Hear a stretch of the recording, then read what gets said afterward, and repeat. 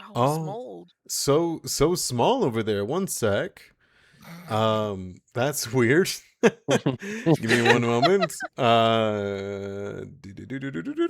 There we go. Look at Whee! that. Welcome back, everybody, to Sands of Doom. Um, Session 13. You'll have to forgive us, the facility had a great move, and thus everything had to be rebuilt from scratch. So there's a little bit of inconsistencies here and there. My apologies. Okay, we're all set to go. We're all set and done. Everything looks okay. Everything looks all right. I think we're good. Everything looks right. Everyone's in the right places. Excellent. All set. I think everybody can hear. I think everybody can Mhm. hear. Yes, everybody. Good, good. All right. Looks like everything is working. So welcome back, everybody, to session 13 of Sands of Doom. Our first session back. I'm super excited for us to jump into where we left off, but I do have to ask before we get into a recap and before we get into our full exposition for our travel back home to Kirat after your great journey that you've made. Um, do we want to pick up on a conversation that had begun off screen? I think you guys know what I'm talking about. I was wondering if you guys wanted to start there as you guys were having a conversation, so you guys may continue it. Yeah, yeah. Yes. Mm, Okay. mhm. You guys should have that conversation. You guys should. Excellent. All right. In that case, I'll tee you guys up in a moment. But first, put yourselves to 2 hero points each. And would anyone like to give me a dice to recap what's happened in the story so far, what's happened very Oh, recently, and what is your plans in Journey now? Going once? Going twice? you go, you go. And sold to Angelique. Angelique, please take it from here. Sure. So, where we last left off was the aftermath of the battle with Apep Seth. Standing in the silence of what occurred, Milicia had resurrected Arano, unsure if he could feel his own heartbeat. No one had seen a living dragon save for Ignis in thousands of years, and yet here one stood, having saved us when we needed it most. And then, Milicia offered a deal, knowledge for knowledge. She would tell us of these divine artifacts, and in exchange, we would tell her, simply put, why we were here in the first place. A deal struck. We, Milicia explained to us pretty much everything we needed to know, that there were, I believe, 12 of them. 12, 13? I don't know. You tell me. 15. That's what it was. In her approximation, there were 15. A flail of reeds able to conjure life. A hand of brass able to create from life things. Knife of topaz. The mask of opals. Moonstone cloak. Ruby eye. Sapphire ring. The crook of law. The ankh of everlasting life. Multiple divine artifacts lay throughout the land, and those last two were always given to the Pharaoh. In exchange, we told her that we came here at the behest of a voice in our dreams. One who talked of fate, and at that, Milicia grew disconcerted, saying that the voice was her enemy, had attempted to manipulate her multiple times, and it never could succeed, and was now attempting to lead people to destroy her, and that she must now leave us, potentially, to never be seen again. As she did, she gave us some parting wisdom. She curiously looked at Ignis and said, well, why are you able to use your magic? Isn't Asmodeus dead? Further investigating the walls of this place, we confirmed her story. Further investigating them with Rumbold, I should say. We found, perhaps, that she was right. Asmodeus, according to these hieroglyphics, was slain. The great deceiver killed Apep Seth. And that... or no, excuse me. My notes might be a bit jumbled here. The myth is also jumbled, don't worry. Okay, good. What our approximation from the hieroglyphics was that the Lord of Lies led a pharaoh astray into potentially betraying the Ennead and killing Apep Seth, and then both the pharaoh and the Lord of Lies were killed for this. Asmodeus has potentially been dead for thousands of years. A final pharaoh was crowned, a son, a small son, no, not any older than 5. As we were receiving this mind-boggling information, we decided we should head home and attempt to process all of this.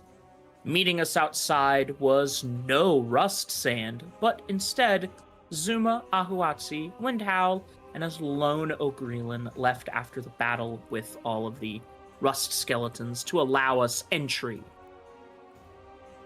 As we attempted to leave, however, minotaurs stomped, called for a hunt, and that Windhowl said the one who's searching for Arano was likely leading them. And indeed, one named Belai the Mountain King, a skull of nothing but fire and a heart of flame, found us and began to speak, asking to face the butcher again, that he would have his revenge and that his family would finally rest. Arano countering, saying that his family did rest, along with Arano's. But he asked one final offer: give me back my child. Signing a contract with Korra, Belai and Arano now have a deal. Arano will release his child from slavery in exchange for allowing us to head home. And that is where we left off. Absolutely. Wandering back home, protected from the harpy matriarch and her singing tirades. Hopefully, in a safe, quick trip home before dark that Windhowl promised you'd have, but did not promise the way through to be uneventful, you know? So, as we return... Promised a path home, not an a safe path home, but not an uneventful. Yeah. Correct. Isn't that nice? Isn't that nice trickery? It's like not a lie, right? It's not a lie. Nothing bad has happened. Nothing bad's happened. How could you say it has? It hasn't. Okay, so as we come back to it, as you guys wander these treacherous sands, let us see. Sorry, Idamara, before we get into it, I do have a minor bookkeeping question. Nerd. I I in the RP, I had a mango. I pulled out a mango, but I did not have it because I have prescient planner. Would you like me to um take away the coin for that, or what? Yeah, go for it. I mean, yeah, pull that. You can pull that out of your ass. We'll say a mango. Hold on. Huh? No, I have the money for mango right here. Mangoes are 1 silver. Hell yeah, Mango. yippee! One here. I'll throw it in the chat. Boom, mango. Look at that. Yay, Mango. yippee! Powerful. Chicken a mango. It's mango. Teehee. All right, A let's mango. move back over. Do I put myself to 3 hero points? I think I Maybe. do, right? Yeah, you would. It's 2 here. You at 3, everyone else at 2, yeah. Yeah. Yeah. Oh, right. I'll describe it as I had described it. As you guys find your way here in the desert, the bones that are thin of fish crush underfoot as you step across the riverbed towards Kirat. This trip has been taxing. Not just is it the sun glaring down, the heat biting deep, drawing out all water from you, but also your fight with Apep Seth, the devourer of your world, or the herald of the devourer. Who's to say? All that mythology gets confusing. But you also had the great journey from all the way from Alkira once, let alone twice. But there are many wind gales that twist through these rocks and canyons that blow past, and though it is hot air, it is refreshing nonetheless thanks to the sweat on your brow. Though one of you walks with a particularly mild attrition compared to the others, and the other doesn't sweat at all. They're just scales, and they were born of flame, and they don't care. They don't have to walk. They can just rest on someone's shoulder. It's fine. But the Ogrelans behind you and Zuma and Ahuatsi carry water barrels dangling off the sides and the back that don't dribble any water as they make sure they're very watertight here. But you can see that the beast lakes, when the great events happened as they had spoken of, that dried the water spirits and killed them, has completely expunged this place of once was rivers during the Beast Wars. And now, picked clean by scavengers, it is nothing but ambience under your boots. The command, of course, came, as you have learned, from the inflamed minotaurs, king stalking your path. And Windhowl walks ahead of the group, firmly between you all and Belai, her lover? The mother of this Ironhoof, it would seem. And Callista hangs a bit back, sipping on some of the water and almost using the back of Zuma's tail as something to hold on to like pull forward. She just like has one hand and she kind of just lets herself be like dragged along to an extent by Zuma. Rumbolt stays near the back with Cora, overgoing some of the hieroglyphs that they go in grievous detail into. The confusion of it, the hows, the wants, the whys, and maybe a couple discussions on the strange oozing flesh dragon of necrotic flesh that had appeared and disappeared, seemingly only held together by the power of an artifact clinging to one eye. But now, as Angelique, you take the water from Zuma and you begin to hedge your way forward. You had started a conversation, and I believe it was Orano who finished it.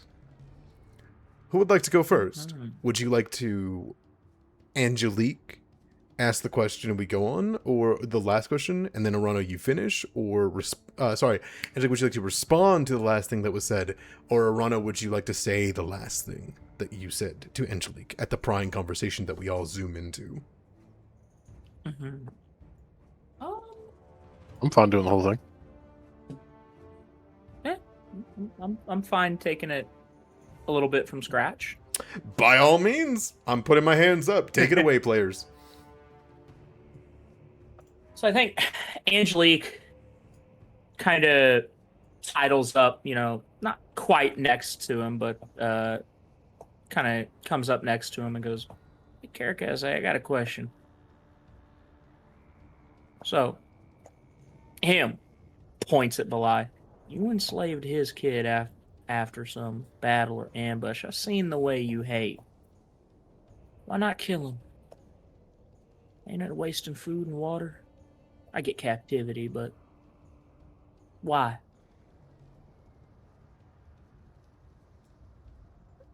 Ronald turns a cold gaze towards Angelique. It's a little bit awkward because he's not fully willing to turn away and put Belai to his back.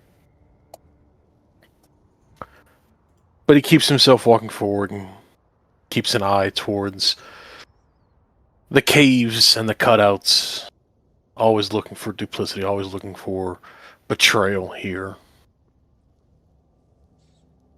And it's a few seconds before the rigidity of his shoulders kind of lessens and he just gutters out, "War. I sought war.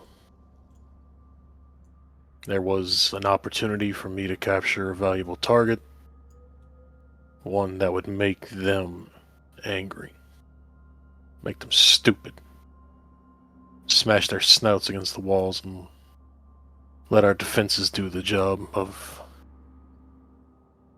keep us from running inside these canyons again." There's a little bit of moment of silence before he kind of steps away, creating a little bit of distance, making a very clean, obvious end to the conversation. But it's only a brief moment before he turns back and rounds on Angelique. And make no mistake, he's no kid, no innocent child. As capable of killer as you or I. He jabs a finger between him and her face. And it's a bit of the old anger that had seemingly been flushed out of his blood, his chest, his cheeks. That this injury, this death that he had come back from, kind of stokes a little bit when it's greeted with the air, it seems. Especially in this place.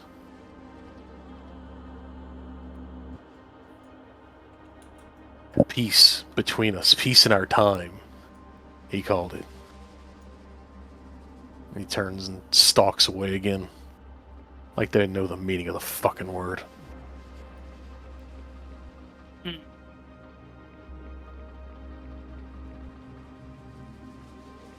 I think she kind of, when you jab the finger at her, as capable of a killer as you or I, she kind of points a finger at herself. You almost get the feeling of like, not as capable as me. But then she kind of, yeah, but she speeds up to get even with you again. So, you hated him that much if he was such an important target? Why'd you free him just to let us walk through a river? You hated that man enough. Capture his kid, keep him for... How many years has been? She leans in asking, how many years has it been? I've only had iron enough for 8-9 months. I'm sorry, say that again? You kind of... I've only had iron hoof about 8-9 months. Oh. Okay. I assume this was ancient history. I mean, you've kept him for that long. Why? I mean, unless you don't think it's worth it keeping him no more. Yeah? You see, she's trying to hit, she's trying to hit a point. You know? To his own fucking end. Roundabout. Yeah, to his own end, I don't think he's willing to entertain it. He kind of curls a lip at the incessant questioning you're giving him. It's too damn hot out here. The day's been too long. Just being here fills him with an itch. Almost like the weapon itself wants to be drawn. And just cut, and cut, and cut. He kind of clenches at his chest a little bit with a fist and kind of thumps once, twice, 3 times. Maybe simulating a heartbeat, I don't know. He doesn't know. We're deep in the buttes. Killing him wouldn't make the rest of the cattle submit. Wouldn't do anything to dissuade the harpies from swooping down on us. I'm not willing to throw my life away to have some minotaur use my skull as a cave ornament.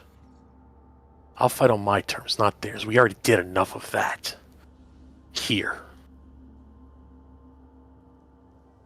What matters now is keeping the Mokhtar away. If there's factions within them that don't want this fight, then let them fracture, let them break, let them fight themselves. Kind of falls silent for a minute and turns his eyes to the tops of the canyons and the shadows of the rocks and looking for wing harpies coming to swoop down. Spears ready to rain. There's always some of them hiding out here. It's always an ambush ready to spring. I need time. Time in Hakka.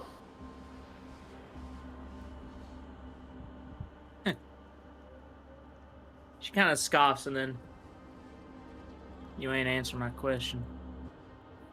You don't want to keep him no more.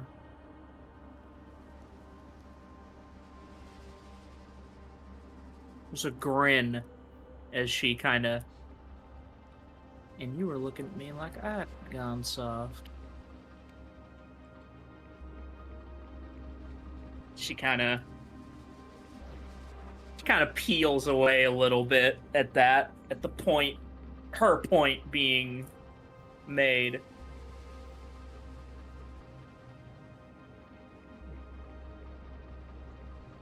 He doesn't take the bait. I think you've got everything out of him that you're going to at this point.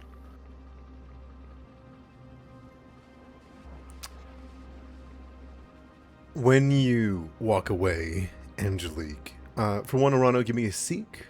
Something that is immediately seen by you, Angelique, is you can turn your eye to the right. This is the same map, of course. You know, you did not move anywhere. You guys are walking and talking at this time. This is a representation of the buttes.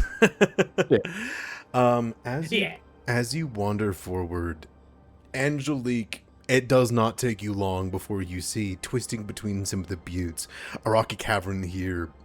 Some of the minotaurs that you had seen have sheathed their weapons, or at least brought them to one hand, and you see a few of them. I'm sure you've already seen it if you've scrolled over some of their art. Have reached into bags, walked into caves, and come out holding onto skulls, freshly gored corpses with like full holes in their heads through the horns of the tieflings. As quite a few, I would say, no less than half a dozen.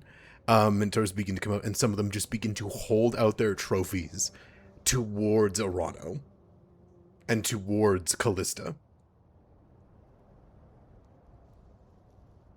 Towards you. I can display the art so that our viewers can see. As they've been cleaved into metal and armor and the like that they've taken from the corpses, kind of banded together, it's very clear to you that they have taken on the metalworking of the Kirat people by taking it from their corpses. What would be like a shoulder piece is good for like their hooves and around their ankles.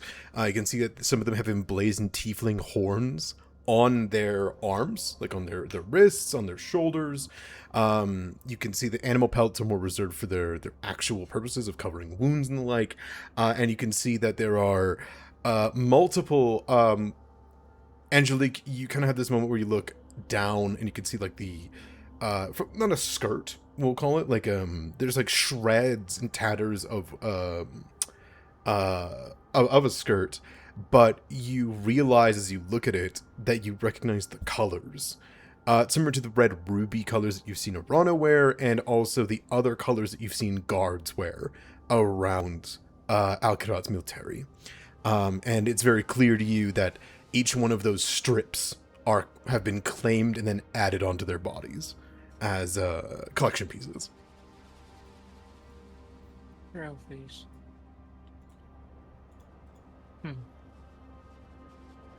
Arano, with your seek, it is clear to you as you look up, you can see, and every once in a while, a laugh that echoes throughout all of these places at once, as the magical sing-songy voice that kind of makes people drift towards this place, as well as the voices of the harpies, which can move the very sands, pull people into the air, move the winds, kind of push across you.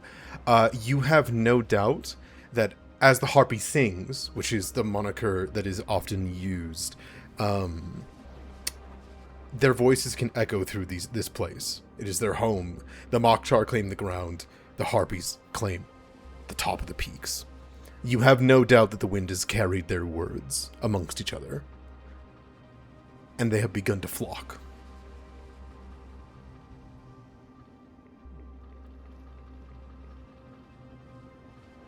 I think with everything here, the anger, the desire to get back and accomplish this task and move on and continue with new plans. I think he's, gesturing for everyone to move along, to hurry as quickly as possible. Not necessarily running, but unless that becomes more apparent. But yeah, we're double timing it out of here. Of course. Windhowl kind of leading from the front. Is that all you guys would like to do? Of course, Rahima, you see this from below and from the back. And I think in that way that a territorial part of you that exists within your brain, forgive me, the lizard brain that is a part of you, we'll call it the lizard soul, you might say. Yeah, that lives within you. You have the sensation of walking past like urine marks. You have the sensation of you are not, like, the desert is everyone's and no one's at the same time. When these creatures begin to hold up heads and trophies and the like, some of which I think you would probably spy and see, are not just tiefling, per se. You kind of had this moment where you'd want to tread backwards. Perhaps it's a way of them showing, or the way that they're bellowing, perhaps it's the singing. But you definitely feel as though, more than anyone, that this has been claimed as their territory in a more traditional sense. And yet, however, this riverbed is completely unmarked. This riverbed is completely untouched. It has felt no blood. It has singed no skin. It has been picked clean of scavengers, but you can feel underneath your feet where you walk in your boots in the sand that was mostly gravelly because it hasn't been, run down into full sand. There's just this loss in it, more than the blood-stained caverns in the walls, but you can almost feel the sensation of the creatures that came to the side of the riverbed, looking not just for their community, but also for their life source. And you hear the bones crunch underneath Zuma's great feet. And this place is nobody's. But it is, and was, a lot of animals' homes.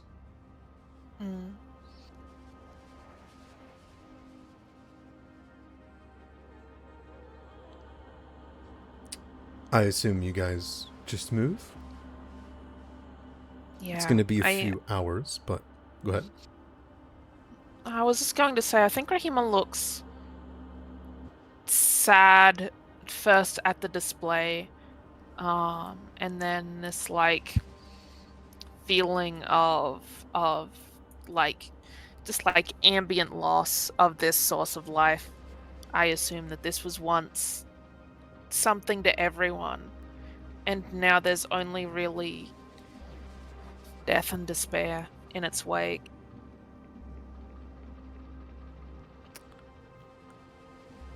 How do you think that sensation comes into Rahima?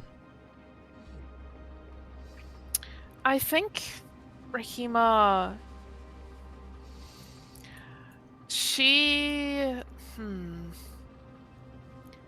I think at first it is sort of like a logical assumption of like, oh, I can literally like see there's probably like ancient like paw marks or whatever, like footprints of things that used to come through here so often that it wore a path, Mhm. and now it's no longer there. Or obviously people don't use it for that anymore. And then I think this like sort of spiritual, like I can almost feel the last hope of whatever came here before, like maybe as everywhere else was drying up, and this may have been something's last hope, and it just was bare, and she feels a great sense of loss, almost sympathetically, through that.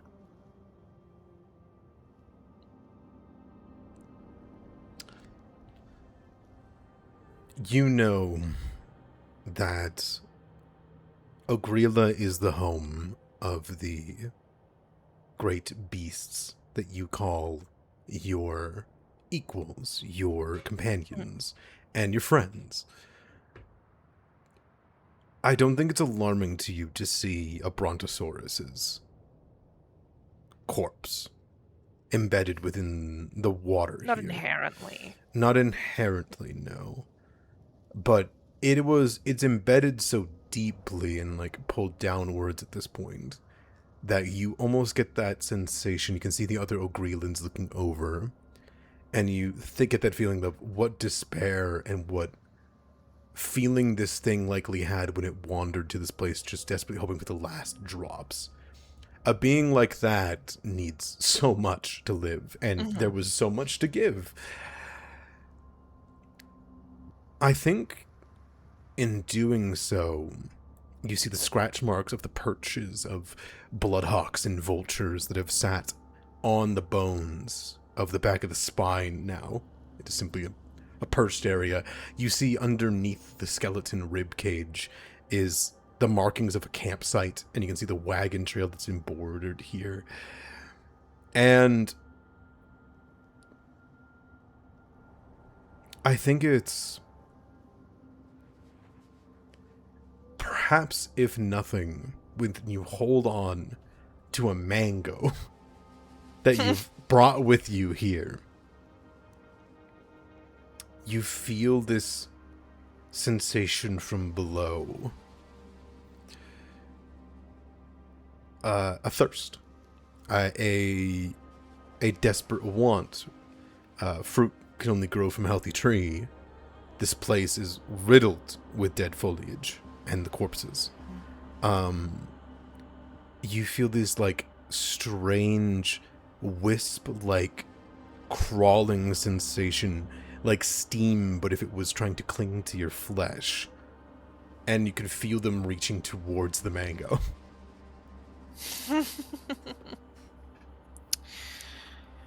Well, I think originally this mango was a gift for Cora, to sort of celebrate our little first victory, and then now we've slayed a god, so I guess it's more appropriate now than ever. But I think I assume that I know that Rahima knows Cora, and well, I know Versa, and I think after Rahima sort of explains what she feels, um, I think that Rahima will. Hmm, Sorry, let me just check something really quick. Hmm. Rahima can't heal these like spirits' thirst with just a single mango. And eating it would be, well, now it feels a little bit Give me a se- give like me I'm taunting them. give me a sense motive if you want. Sure.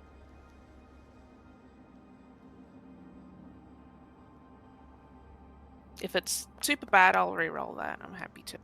Oh no. I think you kind of have this moment where, oh, it wants a mango.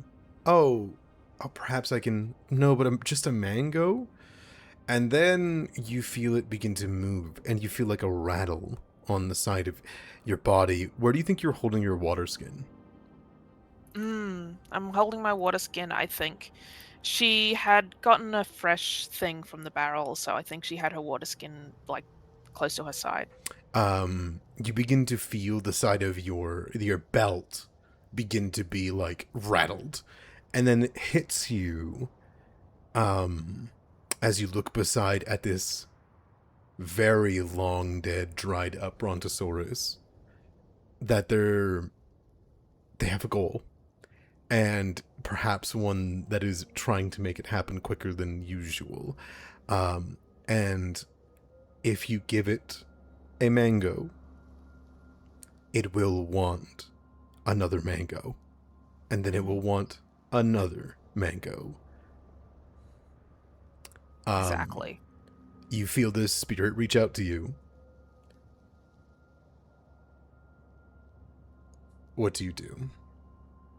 I think Rahima will, um, almost like uncaring of this caravan's like progress, she'll come to the side of this great skeleton. She'll put the mangrove away. Yep. She doesn't want to put her water skin away a bit more firmly. Mm-hmm. And she'll reach out to the bones of the brontosaurus. And she will say, in beast speak, whatever, Mm-hmm. wild song, actually, that would probably be it. She'll say in wild song, I'm sorry that we can't slake your thirst. Please move on from here. There is nothing for you. Give me, let's call it a silent serpent check. Okay. I would allow That's a lord skill. I would allow a silent serpent or a occultism. Since that's a law skill, that would be a better DC. Correct. Right. I'll do silencer. Woof. Do I re-roll that? I'm a little tempted. I think I will, because I think this is important. Sure. Let's see that one. Oh, 18. I'll take that. A 28. I think you put your hand on the side of this bone. And I imagine you're just putting your hand, and you're just one hand palm down. Yes. You put your hand palm down, and you watch as your skin turn to this vibrant blue, and this turquoise begins to like fill in between like the cuticles of your nails, and then it crawls up your arm. That essence begins to swirl as you do this, and you look down as it begins to spread, as your arm begins to change, and you see something. It's just beneath your skin. This beautiful golden light. It's just on the very edge of where you're about halfway up your wrist, where the breakage of the barrier of the color is. And you see these scales, and they're beautiful. You've never seen this shade of blue. It's not something you'd ever forget. It's not something seen very often in your section of Ogrila. And you know when you let go, you'll be the last living creature that knows what this creature was to this world and its beauty. But you've seen it, and you have it here in this moment.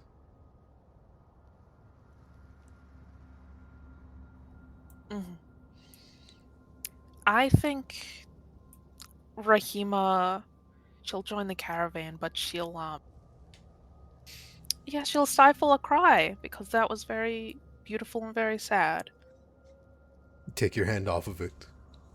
You see the gold begin to almost ephemerally return as it pulls down to your fingernails. And yet the color seems to cling on the nails, that turquoise. Hmm. But the spirit, it seems to be gone. Its thirst ended.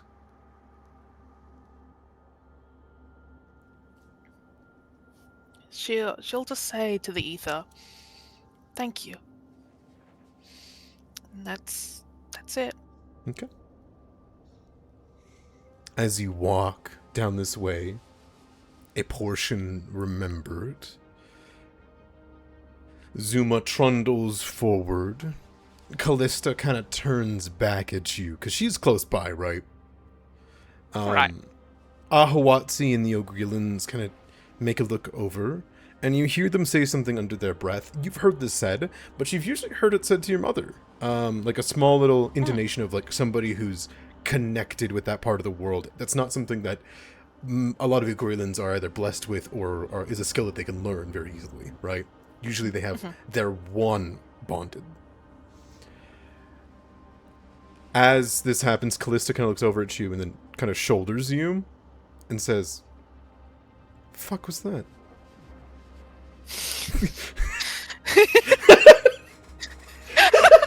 Sorry. What the fuck did you just do? What the fuck was that? Fuck was that? Okay, yeah, Rahima just snapped out of whatever like trance like state that she was in. Oh, there was did you see the colors at all? Before the spirit of the Brontosaurus, it was trapped here. It was thirsty, and I helped it move on. That's it. Oh. Callista like looks over, kind of at the bones. Looks back. Fucking nothing. Kind of like She thinks I'm fucking crazy. kind of Oh. leans back at you and just kind of gives you like a nod and says, "Happy for you."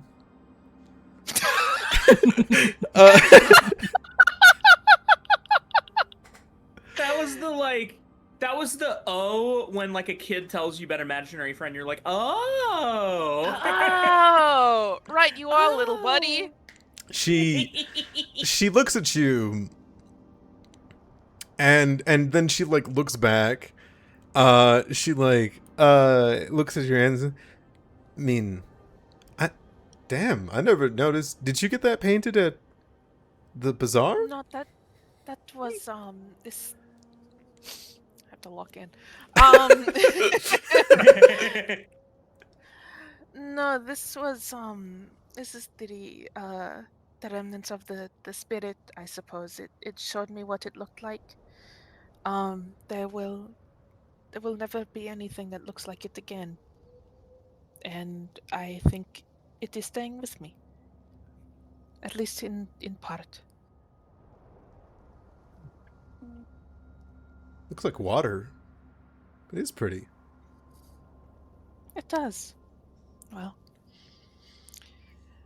I will have to drink enough for the both of us now. I hope I don't have the thirst of a brontosaurus. That would be very inconvenient. What?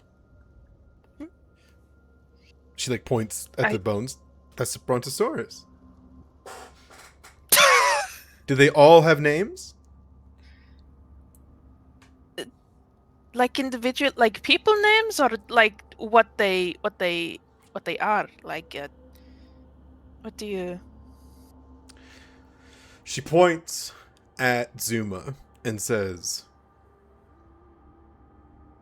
"That's a biter, thundering lizard, great bird, that's just like some of the names I've heard people call them. I I'm gonna be real. I know that some people name them, and I know some people, a camel's a camel. Okay, a camel's a That camel. that's true. You I'll see a give you that. A camel, camel is a you camel. see a camel, Yes. but like camels don't grow that big. She like thumbs towards the brontosaurus and looks different. So like I get it. There I, might be some types of camel that do. I'm really trying to bond with you here because I'm pretty sure I know the guy that's being held up by that minotaur over there, and it's making me pretty riled up. Oh well. Yes, there are there are many. Yes. So that you have not seen the brontosaurus, but it is not like Zuma. Zuma is what we would call in translated to your tongue would be a triceratops. You see the three horns? Horns. Yeah, you get it. Who You fucked get it. Sarah? Yes.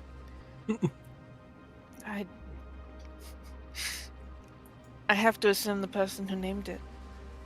Okay, no, I get it. That's kind of selfish. Yeah. I'd name something. I'd try Callista. Oh well, that's a good one. You know, maybe if you find another dinosaur that no one's ever seen before, we can call it the Tricalicetops. Well, you said that one's never going to be seen again. Can we name it? Well, no, that would be a little bit inappropriate. On account of its spirit has moved on. It's now just sort of bones. There's nothing to name now. It is Brontosaurus bones. If I saw like a corpse out in the desert, would you be like, oh, let's name that one? Pretty sure the corpse had a name. Right, but if you did not know the name of the corpse, and then it was like, oh, these are human bones. Do you Wait, so they're name the human? bones up? Well, no, not these ones. I'm talking about a hypothetical corpse that we would find out in the desert. I'm gonna be real. I usually call human corpses I find John. Okay, well, that's your thing. She like looks towards you at that and just kind of like says, "I get your point. I do get your point. I understand we can't name the dead animal. I just wanted to make you feel better because if it had a name, it would be a little bit, like I named my weapon. It's a rock. It's not a rock, but yeah, the rocks don't. You can just name things. That is true. You can name so many things. That's true. Okay. She just Conversation ends there. I'm still tripping up on you call every corpse you see John. If it's human. Wait, actually, I'm sorry. Let me run this back. Let me run. Hold on. You name every corpse you see John? Like just everyone? If you don't know their name? Well, most humans I've met are named John. Like that's true. Like there's some variation of John. Yeah, like I'd say I've met more Johns than other humans have been named like I've met a few. William Tums. William Tums? Yes. Sean, I've gotten a few times. They're very it's Sean, John, like it's like Ton, you know what I mean? Like there's a on in there. And I feel like I can just go off that. So I'm making an educated guess. I'm being respectful when I see them. I see. I mean, it doesn't matter. They're dead. They're in the desert. That's true, but you are being respectful, which is good. I'm trying here. I'm trying here. That's good. She like looks towards the minotaurs and up towards the harpies. You don't think they know, do they? That they know what? Well, rumor is when you kill a harpy, their voice like clings to you. Well, if they do, they are attacking us. so Yeah, I don't think it matters. but if it's the contract, like, like if Belai's just scaring them, like, I see. Well, here, let me listen. I'm not a harpy. I can't detect voices. I can detect spirits. Would that help you in some no. way? Right. Yeah, I didn't think it would. Okay. Would that help you in some way? No. No, it wouldn't. Callista's gonna walk, try to catch up to Angelique as fast as possible. If you go with her, that's fine. But she's like, Psst, hey, Angelique. What? Yeah, what? Not interrupting, am I? No, I think we were just wrapping up our conversation. Cool. Are the harpies looking at you weird? She'll take a little glance at the harpies. Are they, Idamara? You didn't Should give I- me should a I give a good sense glance. Give me a sense motive. Give me a sense motive or seek, whatever you like. I'll do. They're both the same. I'll do a sense motive. Well, there is a harpy who is kind of leaned over the side, and you can see that they have these like tube-like instruments that some of them are using. You never really known harpies to use instruments all too well. Like their voices are their instrument, right? But you can see some of them holding onto a tube-like thing and holding it up to their mouth, and then like singing. And it's a beautiful song that comes out of them. A couple of the harpies are singing toward you guys, but not in a way that would be like aggressive or breach the contract. You don't catch anything that's like directed towards you per se. No.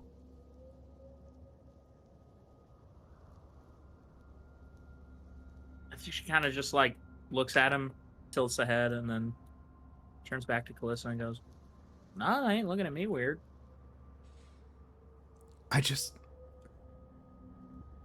You like you used your weapon and you put one between one of their heads, and like it's like a slingshot, right? You threw it at them. They She's explode in kinda- one. Well, they don't explode. They don't explode on impact. That's a different kind. Yeah, I did. Did you say that, and Rahima just like looked concerned. But continue. Yes, Okay. I did shoot one. Yes. Right. So they don't seem to. We're good. Kind of looks at the harpy and then at Callista and just kind of. I mean, I don't think they were there. So. Well, they say that right, Rahima, they like their voices cling to the people that kill them. Well, I mean, we don't really know that. Okay. Just be a rumor. Right. Arano, back me up. I was about to say, she kind of leans over to Arano. Arano, do you think there's a voice clinging to me?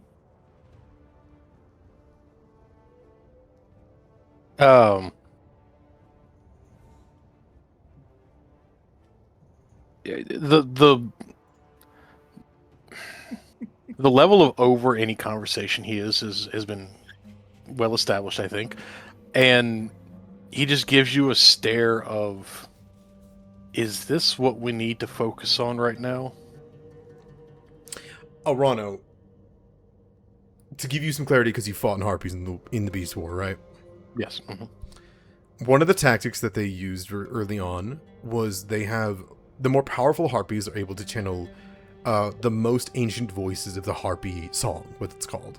Yeah, there's rumors of this. Basically, if they're using what they do is they take a more powerful harpy or a harpy that was more tied to the great song, quote unquote, as they call it, and they can use their voice to sing through their preserved windpipe as an instrument to duplicate their voice, essentially, right?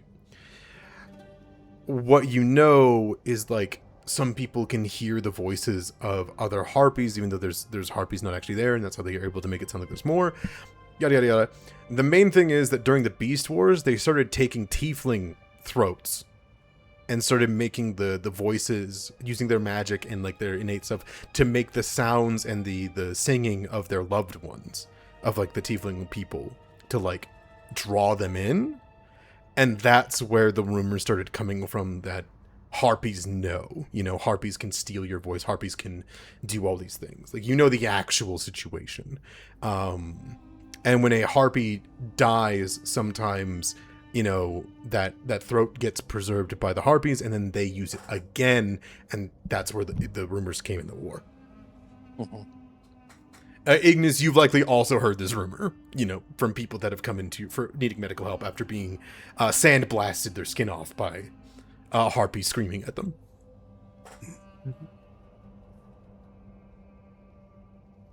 All that said, I definitely feel like Arano is just...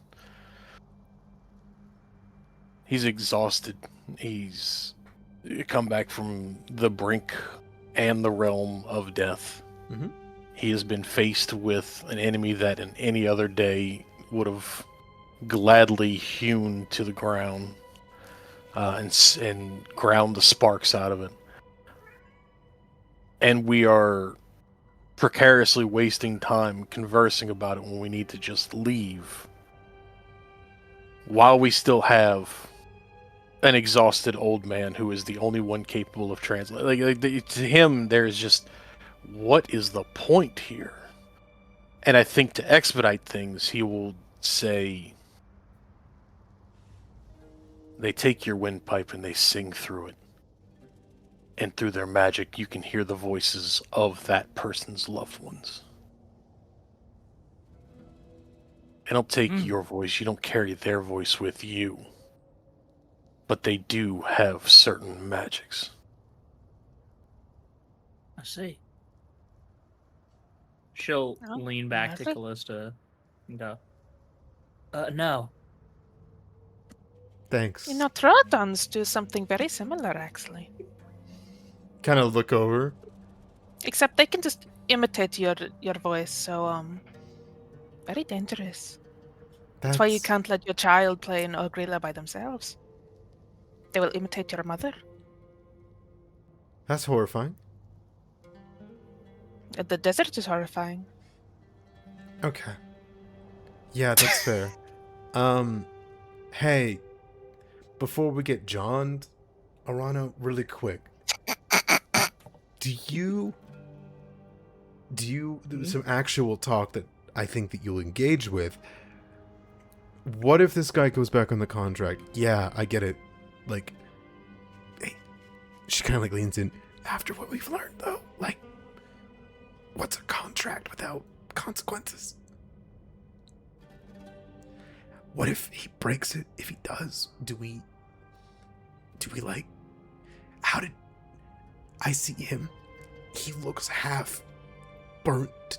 Did you do that? Do you know how we put this guy down? Is there something I should be looking for? Is it a weak spot? Like, if I was going to go for you, I'd go for the... She points at her chest, like right where your hole is.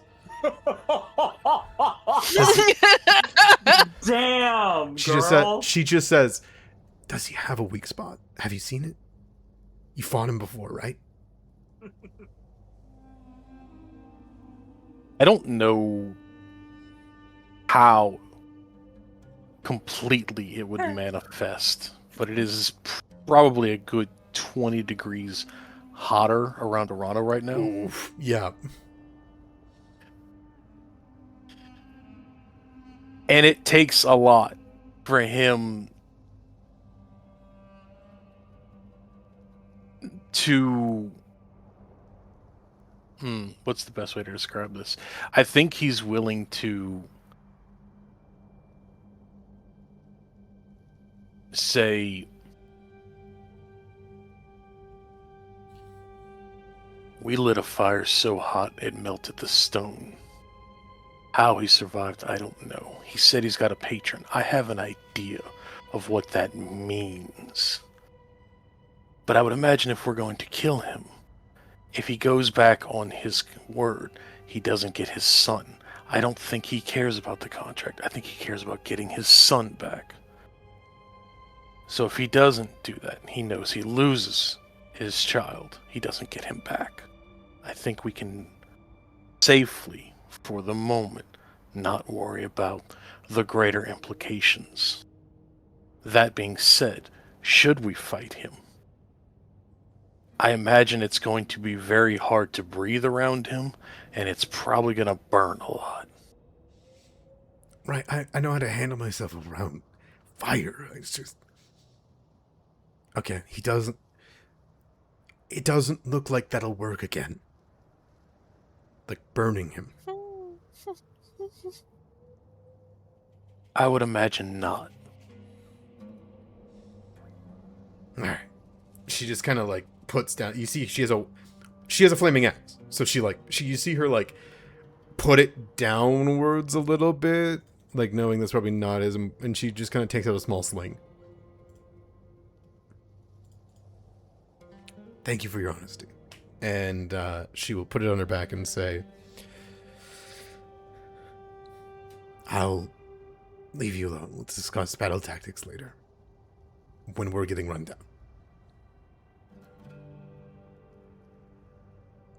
She continues to walk with you guys, staying near the front.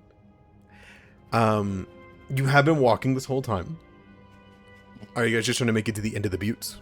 As darkness begins to creep across the sky, and the sun begins to peek down into the horizon to make that pretty purple-orange glow. Yeah, I think we're trying to take the most expeditious route back to Kirat. Okay. Is that something that is being withheld from us or obfuscated, or do we feel like we're being misled by Windhowl? Oh, good question. Ignis, you're on the shoulder, right? Mm-hmm. Would you be making any conversation, or do you think that are you trying to pay attention to the path that you're going on, or are you kind of busy looking at other things around here? I think this whole time he's been up there like a lazy cat. Yeah. Like, 2 arms forward, 2 arms behind the shoulder.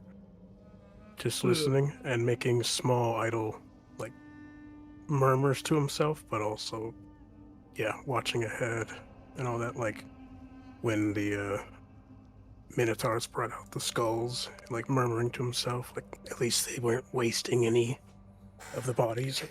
Just noticing all the horns on their armor. Poor form on the chops, though. I mean, Yeah. you could take those off cleaner. Yeah, and then also staring at, I already forgot his name, but like Belial. Fire. Yeah, Belial. But yeah, if Windhowl is asking him anything or commenting, he'll be chit-chatting back. She's quiet, for the most part, as she wanders, but you do hear whispers around her. Questions that you think are coming from her, but aren't. Those spirits, as you recall, are very real in her art. They surround her and kind of move around her, right?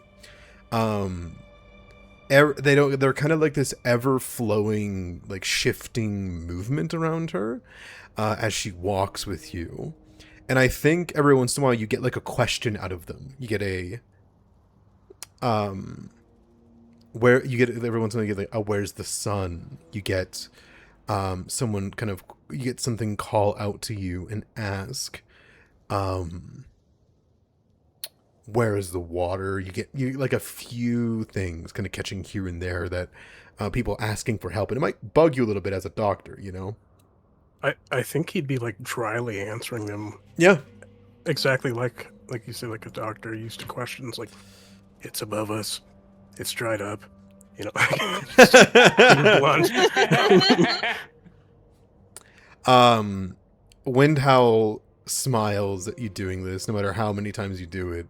And as this question's asked by Arano, or Arano looks ahead, seeing if you're getting led astray, and if you want, Ignis, you can give me a survival to see if you're going the right way. Okay.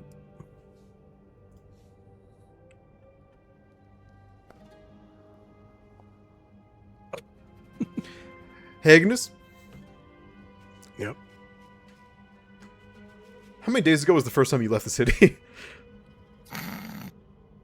What are we, 1 now? Yeah. Damn, this looks crazy out here. You got, yeah, you could be going in any direction. You've never seen this place before. You got no idea where you're going. You're trusting Windhow with this. Arano, you can also give me a survival check if you want. Okay.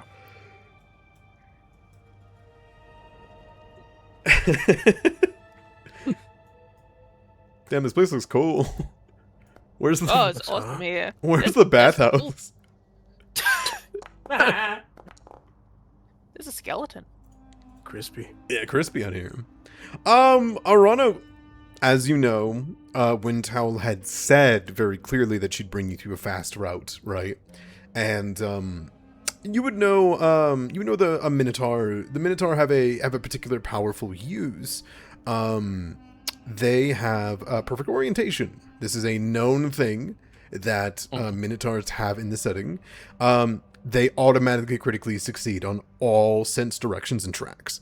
That is why, as you know, Arano, you don't run from a Minotaur.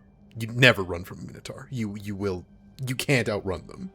They'll find you eventually. You're just going to get tired at the end of the day, and they're going to find you either way. You would know that as she moves, and as they are not one to lie,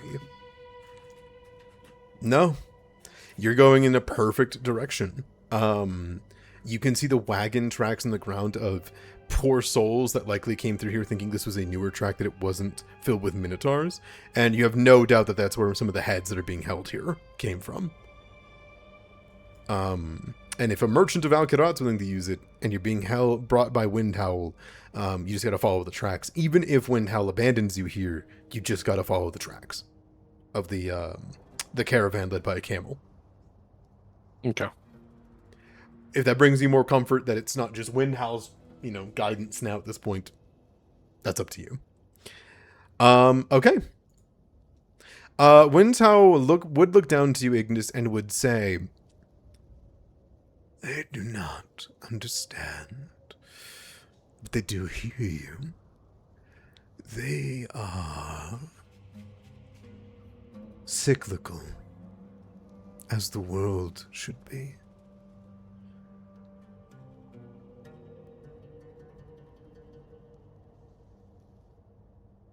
If you respond to that, Ignis. I think he'd just nod and continue doing his unusual work, notes he's been adding to his little book. Mm-hmm. But he would still talk to them. if a Yeah, question comes she by. smiles. And it is wise to keep them answered. They will ask more questions. Keep providing. But know that the same spirit within no time at all will feel comfort, and then regard you without an answer, and ask you the question again. I'm used to that. Do you know why you do not belong here?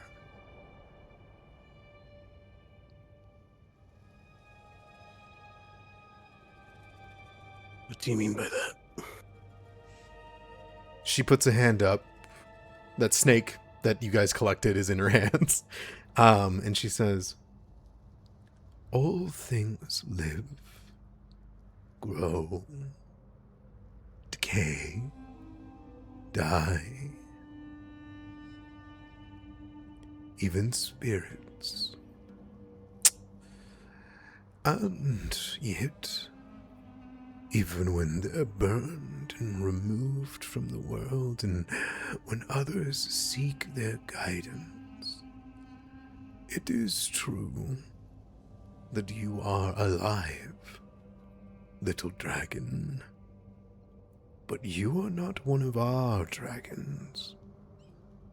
Long ago, my ancestors spoke of your kind and warned me of yours.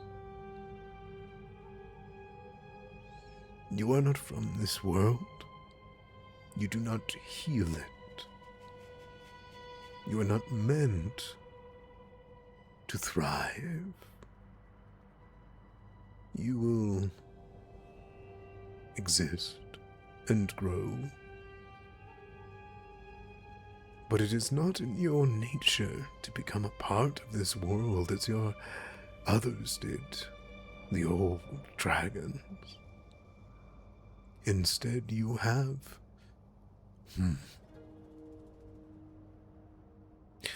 If you were to mend with this world, become a part of it as you dragons are, your scales, they are parasitic, they are from another world. They would... I do not know what they would do. For other of the oldest of your kind from the rock and earth, their veins make up the very world's minerals.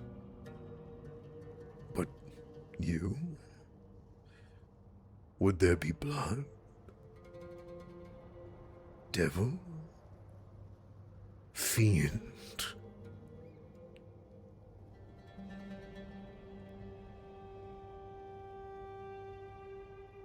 He'll point with his tail up to the sun. Perhaps I'll fly up there when it's time to go.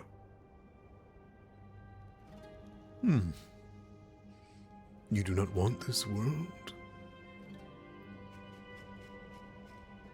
I do, but I wouldn't want to poison it.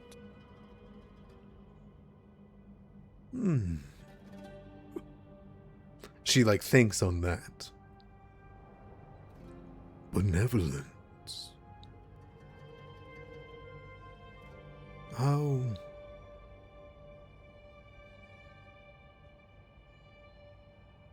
uncharacteristic. She, looks at the snake.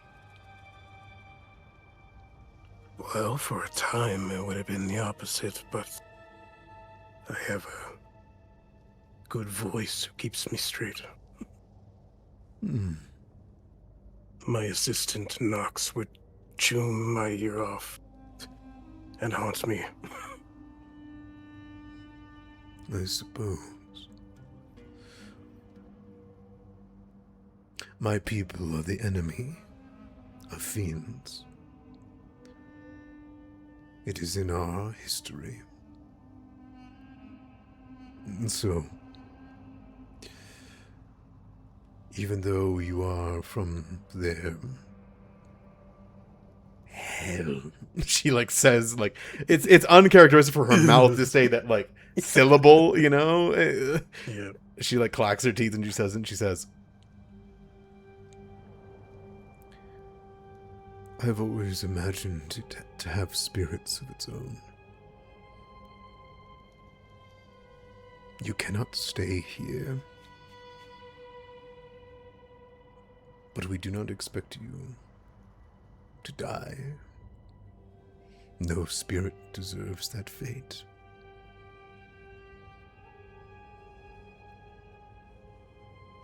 You notice whenever she says die, do you speak Aklo? I think so. I do now, yep. On the level up. You pick up, she's speaking in Aklo. I say the word die in the English tongue as your dungeon master.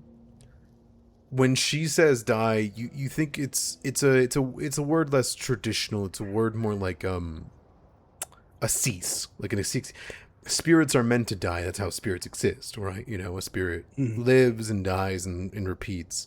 When she says the word die in the tongue of minotaurs, you notice that it is as in the death of spirit, as in the removal, the poisoning, the absence. Absence is probably the best word.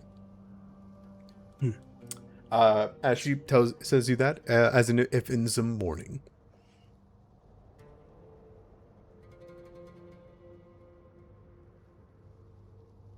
As in what, sorry? As in mourning, or in Oh, okay. Yeah. pity for your situation.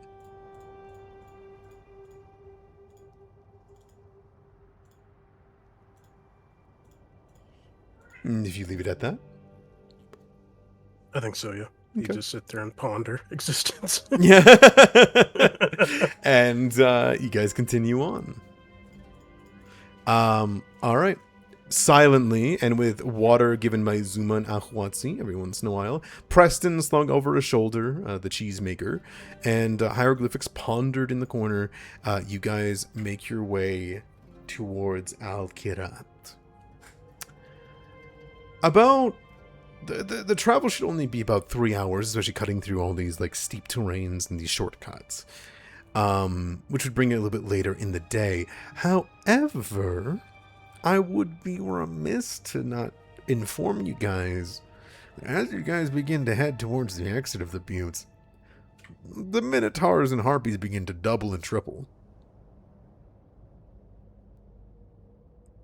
You guys do anything about that, or just kind of trust in your near and dear grandma minotaur? I am right now trusting in our grandmama minotaur right now. Okay. Let me see.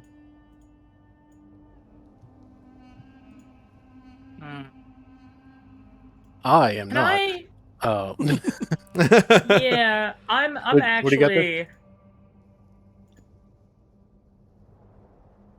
We know she's leading us the right way, Mm-hmm. or rather, the way she's intending to lead us. Is there a way I could sense motive to see if she is leading us astray? Yeah. She might be telling you the truth that she's taking you the shortest way out of here, but it doesn't mean that necessarily it's a safe direction. Yeah. If it's below a 10 on the die, I'd re-roll it. It is. I will burn a hero point and re-roll it then. And hope it is above a 10 on the die.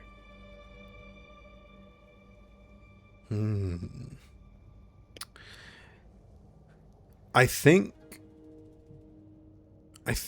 you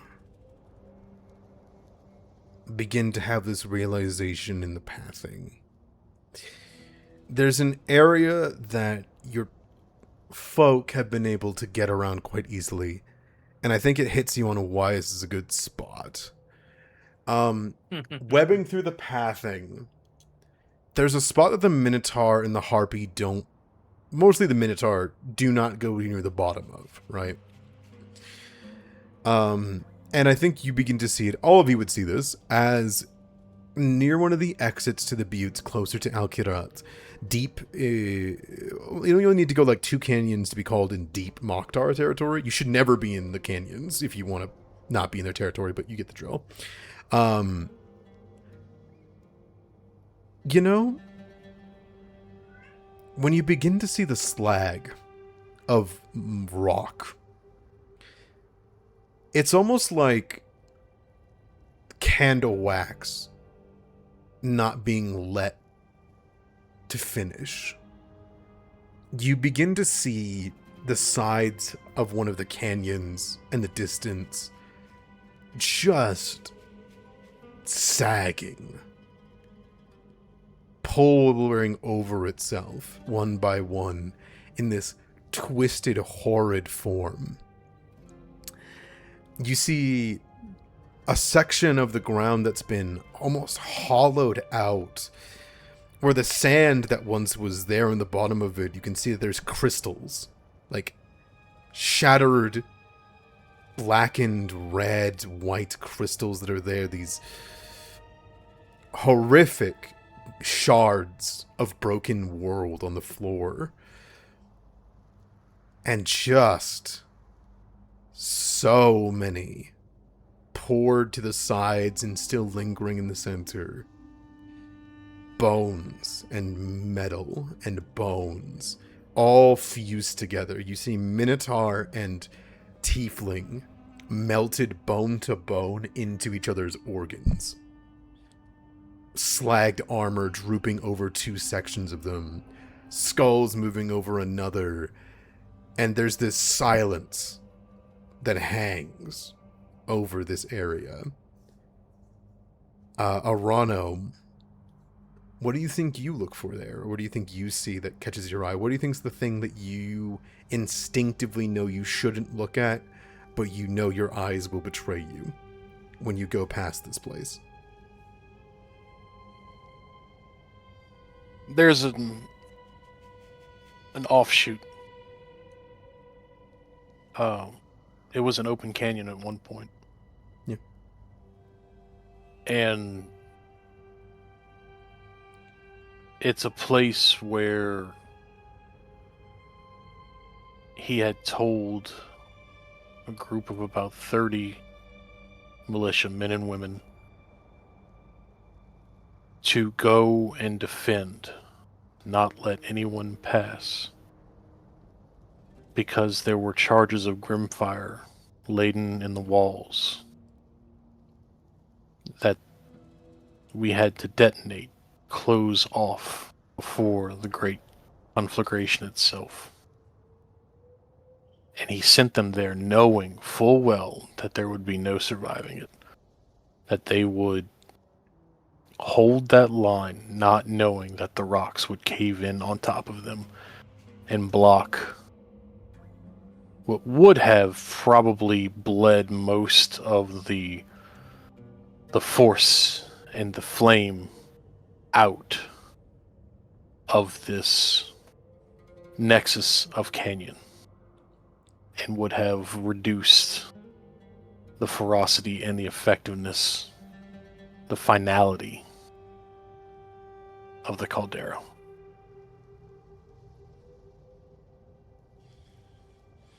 This one corner has become the canyon.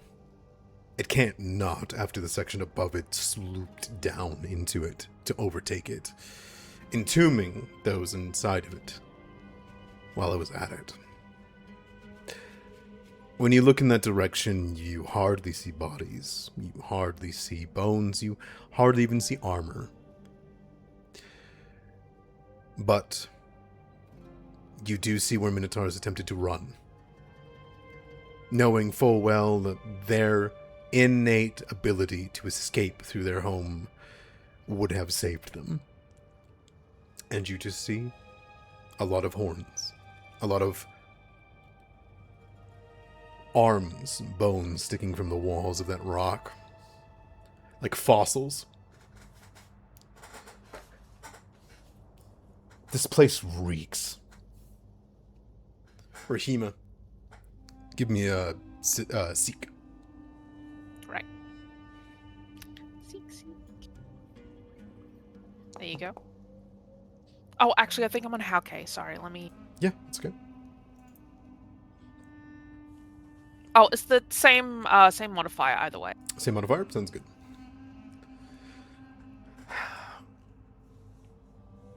It's odd to be here. You smell... It's a smell that you only smell in Kirat. This... Kirat smells great, to be clear. Incense, Right. cinnamon, spices, you know. But every once in a while, you just kind of get this, like, odd scent. This, man, it's like a egg left too long. It's weird. Sulfur? Yeah. Mm-hmm. It's weird. And you come to this area and you have this little...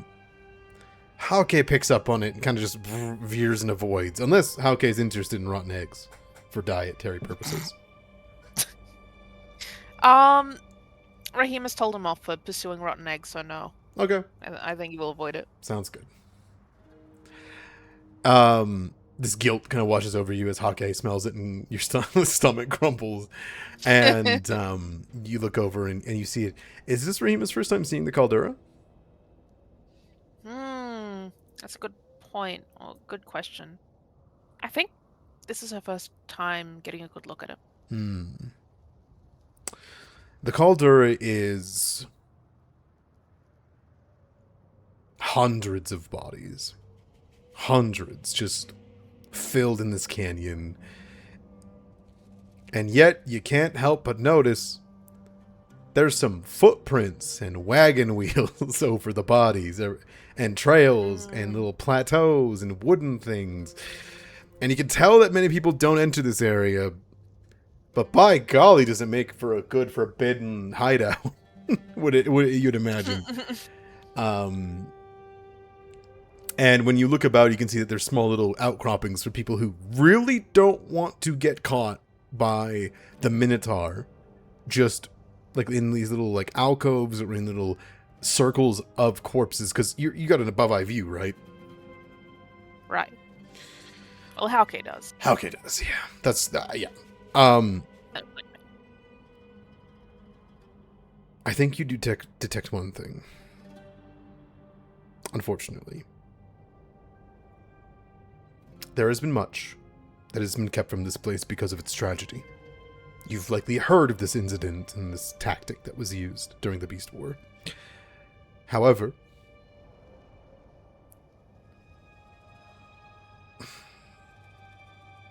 Hauke's up high, isn't he? Yeah. How high? He wouldn't be... Ideally, he wouldn't be high enough to get snatched by a harpy, but then he wouldn't be able to see very much. So... Yeah, I imagine you either need to be like mid to the canyon or well above even the plateaus, like way bird's eye view. I'll say then, I think Hauke is like mid to the canyon. Mid to the canyon. Sounds good. Cool. I think Hauke would dip and turn, and in a way that wasn't just like, oh, I smelled rotten eggs, I'm gonna get in trouble if I go after that. I think you see Hauke dip and turn and come back towards you and let out a squawk. And it's not a squawk that is like a, oh my god, we're in danger. It's a squawk of, I saw some shit no, absolutely not. And because of your connection with Hauke, you feel it. And there's this dread, this pit in your stomach. And you remember the feeling before, and it was when the sands began to reach over that canyon, and they began to enclose on you, the bodies that people had just killed or get dragged underneath the sands had turned into skeletons. This hopelessness that only by the grace of the Heka that you had and used the obelisk of Anubia saved you. And I think you kind of clock this feeling in your gut and you look towards the cauldron. Are you looking for anything in particular? I'm looking for... I got the smell of sulfur. I am looking for the evidence of, like, something that... I don't know how to put it. Like, I'm looking for like, maybe the bones of something significant, or, like, evidence that, like, something aside from the battle happened here. Yeah, go. What check do you want to do? What do you think will fit here? Would you let me do an occultism? Maybe? Yeah, give me recall knowledge. Yeah.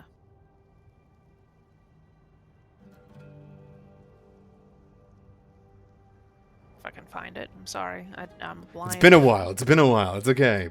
There we go. Okay. Rahim,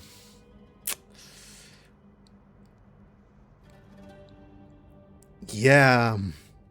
Some of the bodies are in weird spots. Few of the bodies are in weird spots.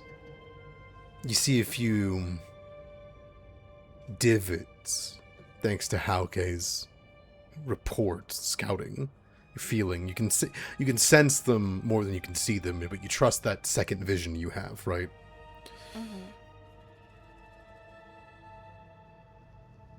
It's like being in an area where you know there's a bear cave, but the bear's sleeping. And you know it's sleeping. You're safe for now, but you just have this feeling. And I think you look towards one of the skeletons that are there, and you see this weird bone thing. You see like a couple of like feathers and like a couple of like eggshells, weirdly enough, like attached to the neck, like it's wearing clothing. And then you notice the way that it fell. There's no way it could have fallen, because if half of its head is the second head of a minotaur melded into a tiefling, and its body fell in a way that the tiefling head's on top, but it would have to be just the skull, whereas the rest of the body, right? Right. And you look around, you don't see any evidence of something that you're looking for, but there's no way that body stayed as it was. Is someone decorating them? Why? That's all I can give you.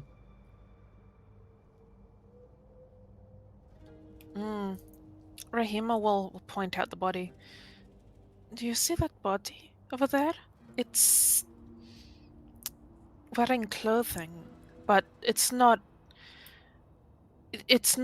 tattered like it would be if it was aged. The skull is melded between minotaur and tiefling.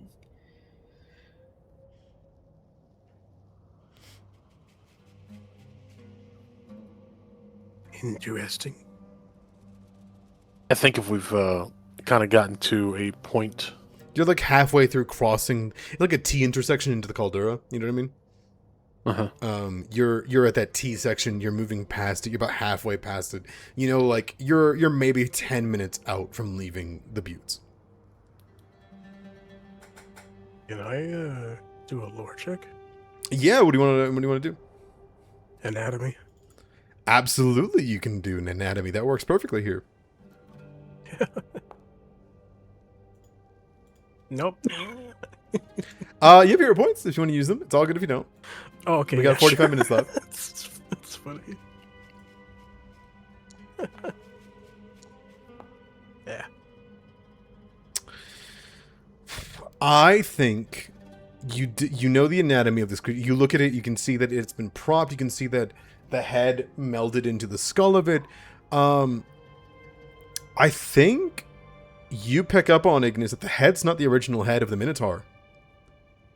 They like put a different mold melded together head there, and judging by the scratches and the like breakage on many of them, like on the head in particular, you think it was deep below all the corpses, pretty far in there.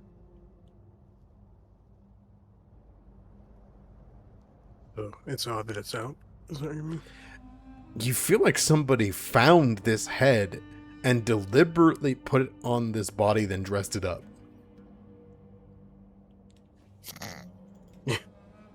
This was very much deliberate. Somebody Right. put these together. It was no natural. So it's very shoddy. I see. That does make sense. There is also another presence here that is. It's not literally sleeping, but it is not. It is not awake right now. That is dangerous. I wonder if that is what it is.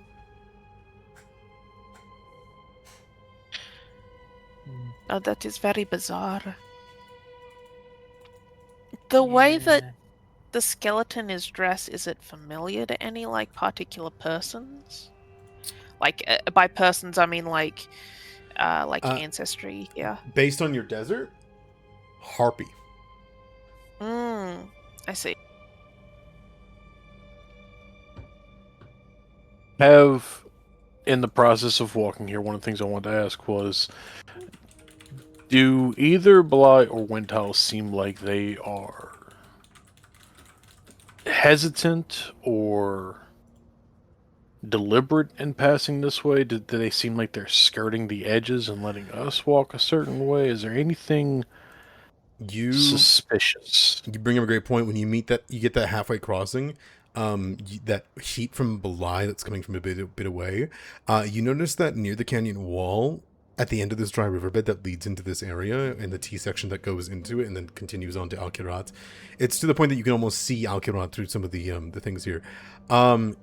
You realize as you look at it that Belai is stopped.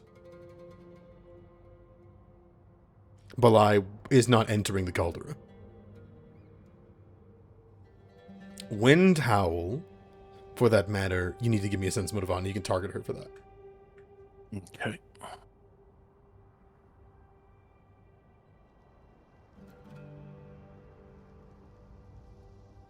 And I'll re-roll if it's under 11.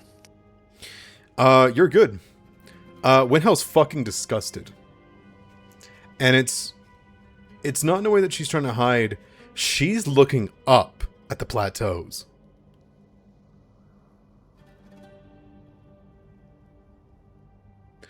I think Where are you leading us?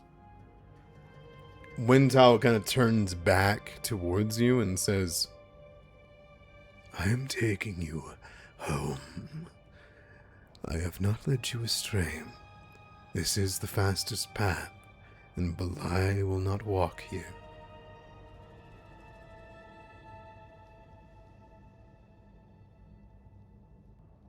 And is there some trap waiting here too? Something that allows him to fulfill his promise? She looks towards the caldera and then up. What is happening in here?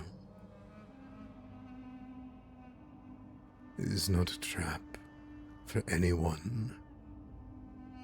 It is a trap for us all. And I am ashamed to look upon it.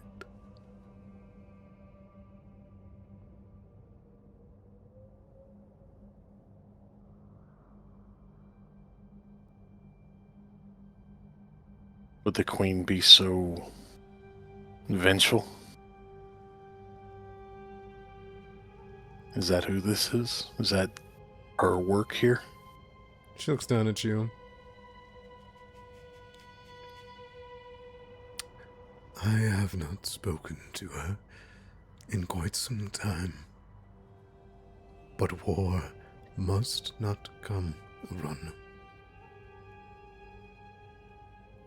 She would be so vengeful.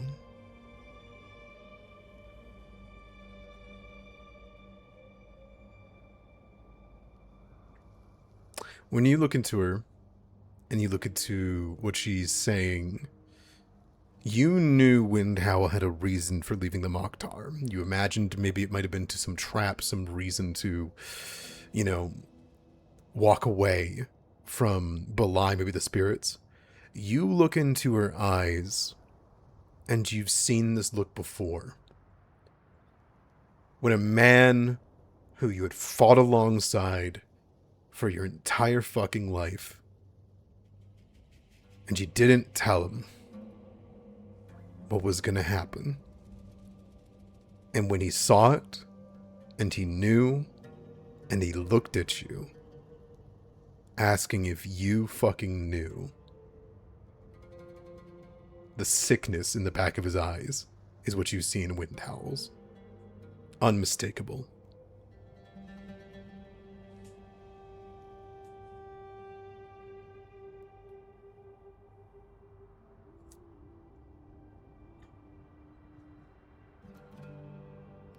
I think